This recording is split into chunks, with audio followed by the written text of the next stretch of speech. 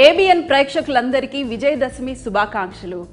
మరి నవరాత్రులు వచ్చేసాయి కదండి. నవరాత్రి అంటే 9 రోజులు 9 డిఫరెంట్ దేవతలకి మనం పూజలు చేస్తాము. అయితే ఈ 9 రోజులు మీకోసం స్పెషల్గా నైవేద్యాలు తీసుకొని వచ్చేసాను.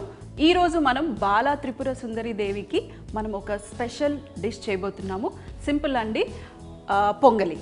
స్వీట్ చేసుకోవచ్చు, హాట్ చేసుకోవచ్చు. మనం ఈరోజు హాట్ పొంగలి చేయబోతున్నాము. సింపుల్గా బియ్యము అలాగే మన పెసరపప్పుతో. సో ఫస్ట్గా మనకు కావాల్సింది బియ్యము పెసరపప్పు. ఈ బియ్యము పెసరపప్పుని ఒక అరగంట సేపు మనం నానబెట్టామనుకోండి, చాలా ఫాస్ట్గా అవుతుంది, ఈజీగా కూడా అవుతుంది. మీరు కావాలంటే బయట చేసుకోవచ్చు, లేదంటే ఇలా కుక్కర్లో వేసుకుంటే ఫాస్ట్గా అయిపోతుంది. మరి అందరం ఫాస్టింగ్ ఉంటాం కాబట్టి కొంచెం ఫాస్ట్గా అయిపోవాలి అనుకుంటాము.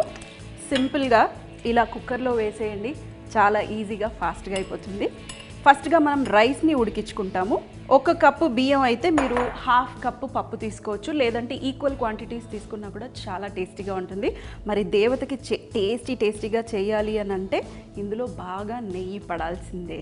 సో ఫస్ట్గా ఇక్కడ కొంచెం సాల్ట్ వేస్తున్నాను.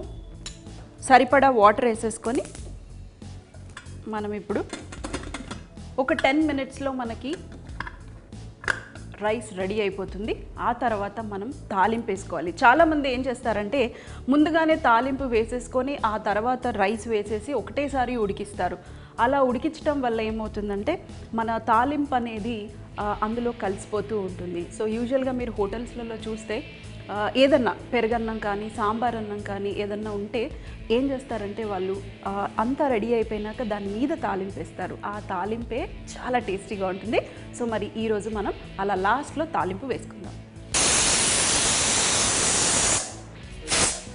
మరి 2 విజిల్స్ చాలండి మనకి. రైస్ అలాగే పప్పు చాలా ఫాస్ట్గా ఉడికిపోతుంది. అలాగే నేను కొంచెం ఈ పండగలప్పుడు కాస్త ఫాస్ట్గా అవ్వటానికి నానబెట్టుకుంటే మనకి ఇంకా ఫాస్ట్గా అవుతుంది. ఇంకొకటి ఏంటంటే ఎప్పుడైనా స్టవ్ మీదనే ఇలాగే పెట్టారనుకోండి, ఇంకా ఆ హీట్కి కుక్కర్ చల్లారటం ఇంకా టైం పడుతుంది. ఇది చిన్న టిప్. పక్కన పెట్టేసేయండి, ఫాస్ట్గా చల్లారిపోతుంది. మనం ఇక్కడ తాలింపు వేసేసుకుందాం. మనము అంతలోపల కుక్కర్ చల్లారుతుంది. మరి స్టవ్ పై ప్యాన్ పెట్టేసుకుందాము. ఈ ప్యాన్లో మనము నెయ్యి కొంచెం ఎక్కువగా వాడుకోండి, బాగుంటుంది. ఈ పొంగల్ అంటేనే ఎక్కువగా నెయ్యి. ఓకే, మీరు గమనించారో లేదో ఇందులో నేను కాస్త సాల్ట్ మాత్రమే వేశాను. దేవుడికి చేస్తున్నాం కాబట్టి ఇందులో అల్లము, వెల్లుల్లి అలాగే ఉల్లిపాయలు ఏవి వాడట్లేదు. సింపుల్గా ప్లెయిన్గా కొంచెం మిరియాలు అలాగే మనకి ఆవాలు, జీలకర్ర తాలింపుకి అంతే. కొంచెం వేడెక్కిన తర్వాత ముందుగా ఇందులో మనం కొంచెం కాజు వేసుకుందాం. అలాగే కాస్త జీలకర్ర, అలాగే ఇందులో ఆవాలు, మరి లాస్ట్లో మిరియాలు. మీకు టేస్ట్కి తగ్గట్టు వేసుకోండి. ఎందుకంటే మనకి పొంగల్లో అసలు మిరపకాయలు వేయలేదు కాబట్టి కారం అనేది తగిలేది ఈ మిరియాల్లో నుంచే. కరివేపాకు,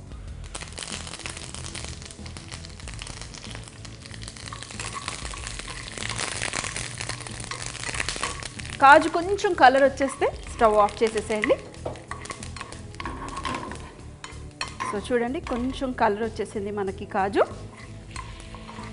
ఇప్పుడు మనం పక్కన పెట్టేసి కుక్కర్ చల్లారినాక ఒక బౌల్లో తీసుకుని ఆ తర్వాత మీరు ఈ తాలింపు అనేది పైన వేసుకుంటే చాలా బాగుంటుంది. చూడటానికి బాగుంటుంది, తినటానికి కూడా మనకి నెయ్యి తగులుతూ ఈ ఫ్రెష్గా కరకరలాడుతూ చాలా చక్కగా ఉంటుంది.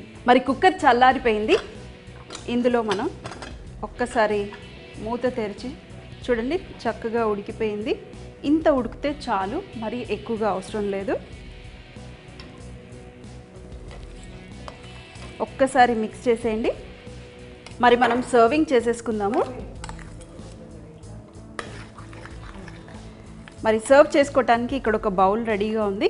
మీరు కావాలంటే ఈ తాలింపుని మొత్తం మిక్స్ చేసేసి కూడా సర్వ్ చేసుకోవచ్చు. లేదు అని అంటే ఇలా ఫస్ట్గా బౌల్లో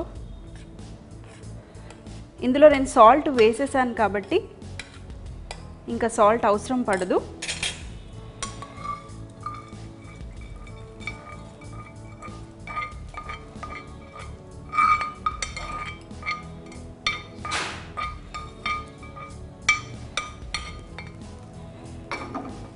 ఒక్కసారి లైట్గా మిక్స్.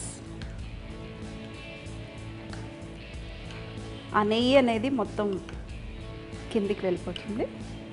మరి మన ఫస్ట్ హాట్ పొంగలి రెడీ అయిపోయింది.